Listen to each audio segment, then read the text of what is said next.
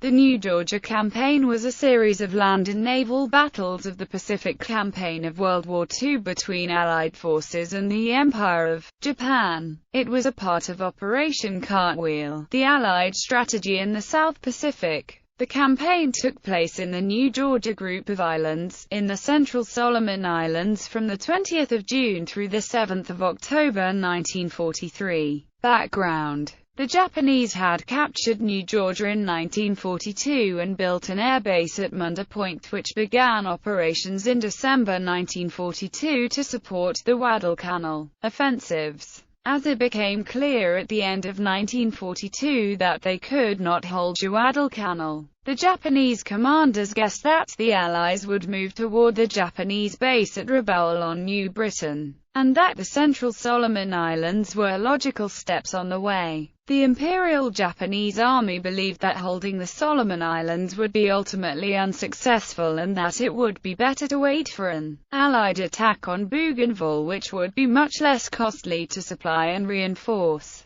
The Imperial Japanese Navy preferred to delay the Allied advance for as long as possible by maintaining a distant line of defense. With no effective central command, the two Japanese services implemented their own plans. The Navy assumed responsibility for the defense of the Central Solomons and the Army for the Northern Solomons. In early 1943, Japanese defenses were prepared against possible Allied landings on New Georgia, Columbangara and Santa Isabel. By June 1943, there were 10,500 troops on New Georgia and 9,000 on Columbangara, all under the command of General Minoru Sasaki, well dug in and waiting for an Allied attack. Allied planning. Choice of New Georgia. By early 1943, some Allied leaders had wanted to focus on capturing Rabaul, but Japanese strength there and lack of landing craft meant that such an operation was not practical in 1943. Instead, on the initiative of the U.S. Joint Chiefs of Staff, a plan known as Operation Cartwheel was developed, which proposed to envelop and cut off Rabaul without capturing it,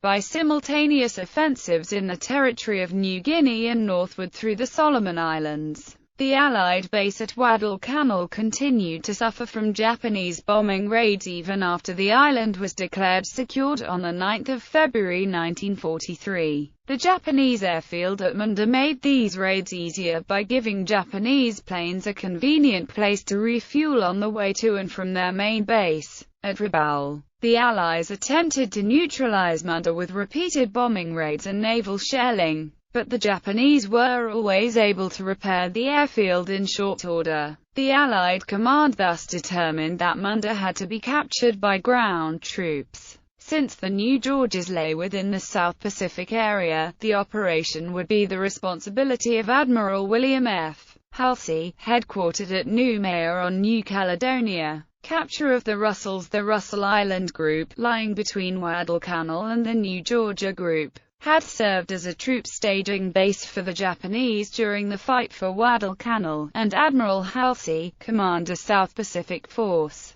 determined to capture it in preparation for the main action in the New Georgias. In early February, he instructed Rear Admiral Richmond Kelly Turner, formerly his deputy commander and now his commander Amphibious Force, to undertake Operation Cleanse Lake. Beginning the 21st of February, Admiral Turner landed the 43rd Infantry Division under Maj. Gen. John H. Hester and the 3rd Marine Raider Battalion under Lieutenant Colonel Harry B. Harry the Horse Liversidge on the Russells, a total of approximately 9,000 troops and their equipment. These landings were totally unopposed because, unbeknownst to the Allies, the Japanese had evacuated the Russells soon after leaving Guadalcanal. In fact, the men landing on nearby Banneker Island were greeted by two coastwatchers with the offer of a cup of tea. Preliminaries to the New Georgia landings alarmed that the Allies were working their way up the Solomons chain. The Japanese bombed the new American base in the Russells and began strengthening their own airfields at Munda and at nearby Vila on Columbangara Island. In their turn, the Americans continued attempting to subdue Munda Field with naval shellings of dubious effectiveness. During the course of one of these overnight bombardment sorties, on the night of 6 to 7 March 1943, an American force consisting of 3 light cruisers and 3 destroyers under the command of Rear Admiral A. Stanton Tip Merrill encountered the Japanese destroyers Murasama and Mine-gumu as they were returning up Kula Gulf from delivering food and supplies to the garrison at Vila. In the ensuing action, known as the Battle of Blackett Strait, both Japanese destroyers were sunk. The Americans next attempted to interdict the Japanese supply lanes by mining the ocean approaches to Vila and Munda. This proved as ineffective as bombardment had been, since the Japanese were able to sweep up the mines readily. The Allies had plenty of time to plan Operation Toenails, as the invasion of the New Georgias was called. The plan called for simultaneous landings on the 30th of June at 4 places. From southeast to northwest, these were Wickham Anchorage on the southeast coast of Anganu Island, Segi Point on the southeastern tip of New Georgia, Varu Harbor on the southwest coast of New Georgia, just a few miles up from Segi, and Rendezvous Harbor on Rendezvous Island just across Blanche Channel from Munda, placing the latter Japanese base well within range of land-based artillery. During the entire New Georgia campaign, the resolution and resourcefulness of the British Commonwealth Coast Watches proved invaluable to the Allied cause. District Officer Donald G. Kennedy, a New Zealander, set the tone in a message he had delivered to every native village when occupation by the Japanese was imminent. These islands are British and they are to remain British. The government is not leaving. Even if the Japanese come, we shall stay with you, and in the end they will be driven out. In the event, it was the prospect of District Officer Kennedy being killed or captured that led Admiral Turner to move up the first Allied landings by 9 days. He sent 2 companies of the 4th Marine Raider Battalion to capture Segi Point on the morning of the 21st of June, where Kennedy and his native comrades were rescued. Conquest of New Georgia Island. Main landings. The 30th of June, the 2nd of July, a force consisting of portions of the 4th Marine Raider Battalion and of the 103rd Infantry Regiment landed at Olarana Bay on the south coast of Anganu Island. From there they marched overland to Vila village, which overlooked Wickham Anchorage, the first of the objectives of the original plan. By the 12th of July, Vila was secured and garrisoned. A force also consisting of portions of the 4th Marine Raider Battalion and portions of the 103rd Infantry Regiment landed at Varu Harbor, the third of the original plan's objectives. The Japanese were driven off, and by the 9th of July the area was secured and garrisoned. The landings in the area around Munda were obviously the most important of the 4. Admiral Turner personally commanded this portion of the invasion fleet from his flagship, the attack transport Macaulay, which after being damaged by a Japanese air-launched torpedo that afternoon, was mistakenly sunk by an American PT boat that night. The 172nd Infantry Regiment landed at Rendezvous Harbor, while Companies A and B of the 169th Infantry Regiment along with the commando unit of 130 South Pacific Islanders took 3 vitally placed islets in Blanche Channel. These were to provide staging areas for the main event, the Siege of Munda. The ultimate goal that eventually would prove far more arduous to attain than anticipated. On the 2nd of July, the Americans were ready to make a landing in the Munda area. Leana Beach was closest, being only 2 miles from Munda, but as it was heavily defended, it was rejected in favor of Zanana Beach. More than 3 miles farther east, Zanana would prove to be an unfortunate choice. Landings in Kula Gulf. Halsey's counterparts at Rabaul, Vice Admiral Jinichi Kusaka and Lieutenant General Hitoshi Imamura, had no intention of allowing New Georgia to fall the way Guadalcanal had. They loaded 4,000 troops on destroyers, brought them down the slot on the night of 4 to 5 July and landed them at Vila on the southeast coast of Kolimbangara Island. From there, the men would be ferried across Kula Gulf on barges to Barroco on the northwest coast of New Georgia, from where they would follow the 8-mile jungle trail to Munda. The Allies also carried out an amphibious operation in Kula Gulf that night. Admiral Halsey had dispatched transports carrying 4,600 troops under Colonel Liversidge to Rice Anchorage on the northwest coast of New Georgia. Covering these troop ships was a force of 3 light cruisers and 4 destroyers commanded by Rear Admiral Walden L. Pug Ainsworth. One of Ainsworth's destroyers, the Strong, was torpedoed and sunk by the Japanese as the latter were retiring up the Gulf from their reinforcement mission to Vila. Liversidge's men were tasked with moving down the coast and capturing Barroco,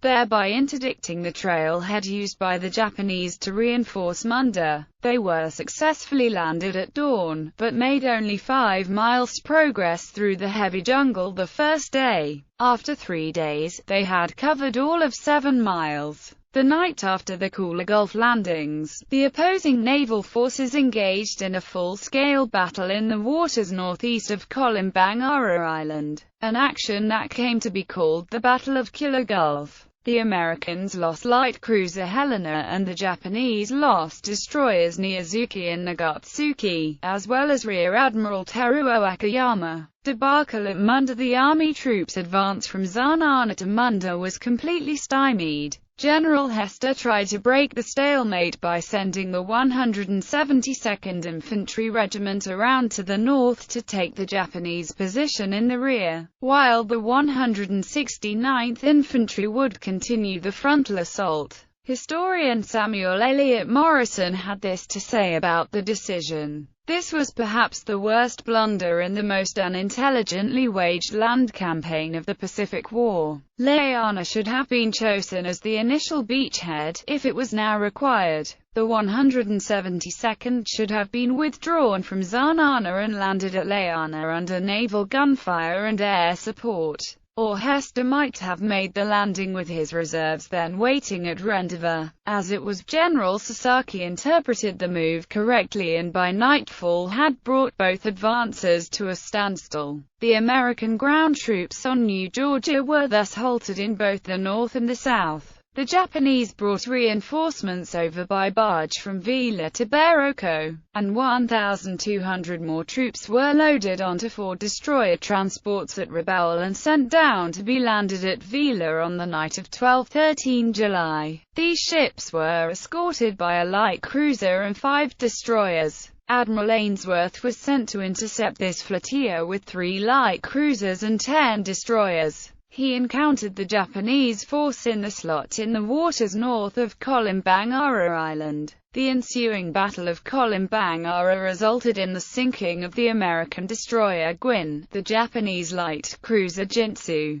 and the death of Rear Admiral Shunji Ozaki. Changes in command and the capture of Munda. Major General Oscar W. Griswold, Commander 14th Army Corps and General Hester's immediate superior, visited New Georgia to assess the situation and determined that it was indeed dire. He radioed that at least another division was needed to break the stalemate. At Noumea, Admiral Halsey had had no conception of how bad things were. He sent Lieutenant General Millard F. Harmon, USAAF, to the front to straighten the matter out. Harmon thoroughly investigated the situation on New Georgia and gave Field Commander Griswold so that Hester could concentrate on leading his own division. General Sasaki took advantage of the disorder on the American side. Samuel Eliot Morison described it this way: darkness came to the jungle like the click of a camera shutter. Then the Japanese crept close to the American lines.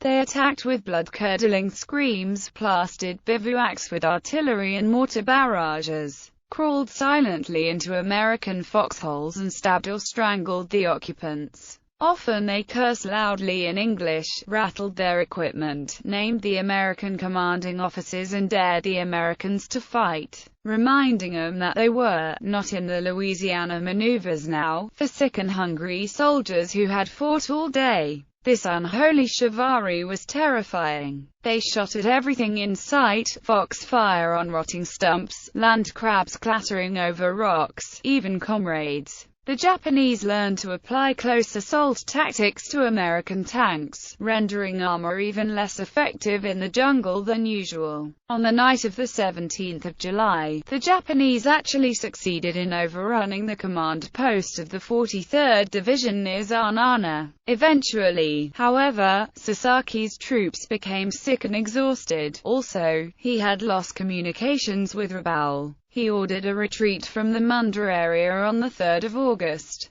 General Griswold had his men sweep around Munda to the northwest and on the 5th of August blasted the remaining Japanese with artillery fire. That day, the Americans moved unopposed into Munda, finally achieving the campaign's most important goal. Capture of Baroko on the northern front. Colonel Liversidge had been reinforced by 700 Marines and made plans to capture Baroko village, which sits on the eastern side of Baroko Harbor, on the 20th of July. His army detachment was to attack the village from the southeast while his Marines converged from the northeast, a classic pincer movement. The Japanese defensive positions were so well designed, however, that neither force could make progress, and casualties began to mount.